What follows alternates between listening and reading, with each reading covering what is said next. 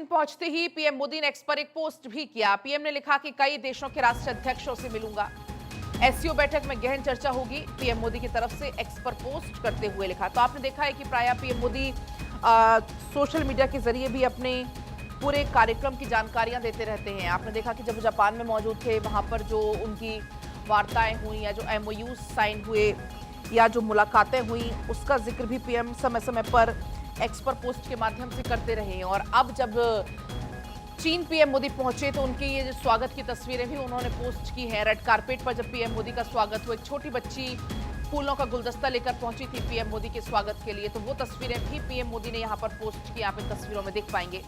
तो इन 4 तस्वीरों के साथ पीएम मोदी ने कैप्शन में भी यही लिखा है कि बहुत उत्सुक हूं, तमाम राष्ट्रों के राष्ट्राध्यक्ष से मुलाकात होगी, कई देशों के राष्ट्राध्यक्ष से मिलूंगा, एससीओ बैठक में गहन चर्चा होगी।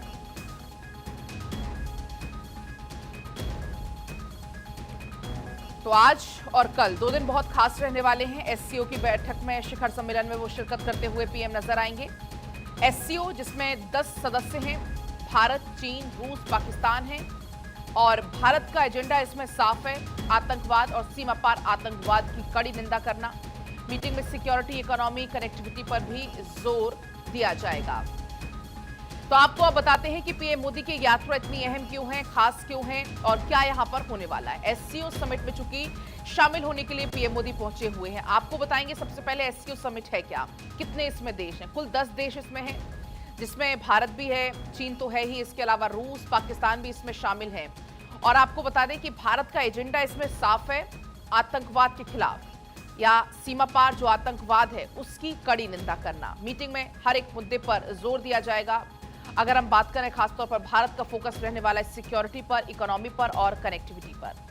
द्विपक्षीय मुलाकातों का दौर भी देखने को मिलने वाला है। एससीओ सम्मेलन में पीएम मोदी शामिल होने के लिए पहुंच चुके हैं। अब तक कहां ये सम्मेलन हुआ है, 2018 से अगर हम शुरुआत करते हैं तो चिंगदाओ में हुआ, 19 में बिश्केक में हुआ, 2020 में, 21 में वर्चुअली हुआ। आपको याद होगा कोविड काल ये चल रहा था। 2022 में ताशकंद में होता है, 2023 में नई दिल्ली में वर्चुअली हुआ था, 2024 में कजाकिस्तान में हुआ था, वहां पर लेकिन पीएम शामिल नहीं हुए थे, विदेश मंत्री शामिल हुए थे। और अब ये चीन के तियानजिन में हो रहा है। अब आपको बताएंगे एससीओ का मकसद आखिर क्या है। आतंकवाद, अलगाववाद और उग्रवाद को रोकना, ये तीनों बुराइयां अभी भी एक चुनौती बनी हुई हैं। तीनों बुराइयों का मुकाबला करने के लिए लक्ष्य के साथ एससीओ की स्थापना हुई। कुल इसमें 10 सदस्य हैं, 10 देश इसमें शामिल हैं।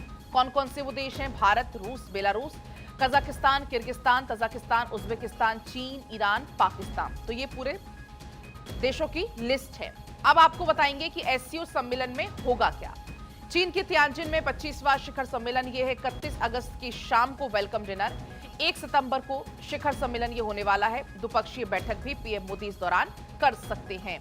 तो पीएम मोदी की मौजूदगी 31 और 1 तारीख 2 दिन तक रहने वाली है।